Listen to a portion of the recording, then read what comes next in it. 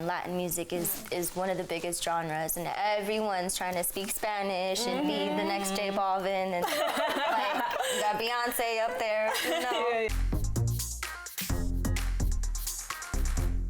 So we're back on Get It Girl, and we are joined by fellow singer-songwriter Abrina. Hey. It's promoting with the song Toda Tuya and My new song, Suavecita. Suavecita. Yes. How are you, girl? How's it going? I'm good, I'm great. How are you guys? Good. You're just like a burst of bright all color and flowers. Thank you. It's like the day to be extra today. Yes, thank you. So before we get into your new songs, I kind of want to take it back to the beginning and just learn about how you even got started in the music industry. Yeah, so I just was that young girl that was always singing. Like, you could not get me to be quiet. Like, I would just be at the mall and my mom would be like, "What are you doing? Like, chill out."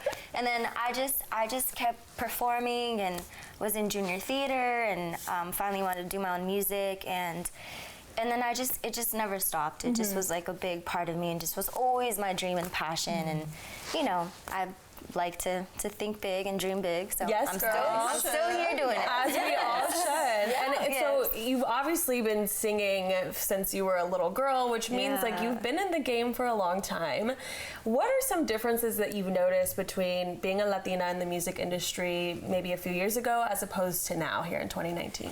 Yeah, it's definitely a lot easier now, because just where music has gone, Latin music is one of the biggest genres, and everyone's trying to speak Spanish and be the next J Balvin, and like you got Beyonce up there, you know.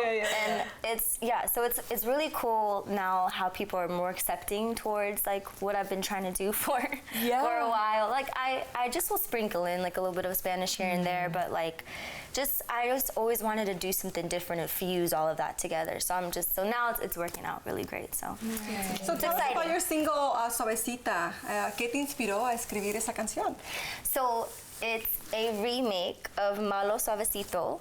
So growing up in San Diego, Cali, you know, being a Cali girl, Malo was like the classic. Like my parents, my grandparents, you know, like I just know word for word for that song. So I just wanted to put my own twist on it. And being a classic, I knew that was gonna be really hard. So, so luckily, like I feel like I did it good, you know. Yes, you did. So it's out. It's a good little vibey end of summer song. So I'm excited about it. And tell us a little bit, working with Frankie J with Toda Tuya, how was the experience? Frankie is one, humble, such a good person, and two, an amazing vocalist. Like this guy, when I was in the studio, I was like, you're like, let me do some warm-ups again. Oh gosh, okay, all right. Like, let me make sure I'm on point here. So and then we performed it for the first time not too long ago in Santa Ana. So that was amazing to share the stage with him. But yes, he is just like one of the greatest vocalists I feel of being Mexican and of our time. Now, did you guys know each other for a while, or did you only recently connect?